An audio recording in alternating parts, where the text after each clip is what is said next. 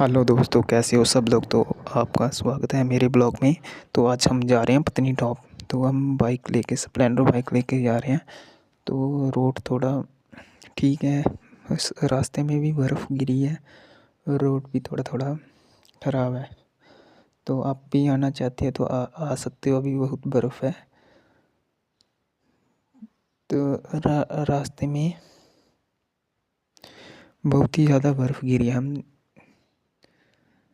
थोड़ा टाइम लगेगा, पर आप भी अगर आने का प्लान है तो सैटरडे संडे आ सकते हो। पर सैटरडे संडे थोड़ा ज़्यादा रश होता है, जाम होता है। तो बहुत ही अच्छा नज़ारा है, तो आप भी आ सकते हो। तो देखिएगा इस व्यू पर, थोड़ा जाम भी है। जय माता दी सभी को।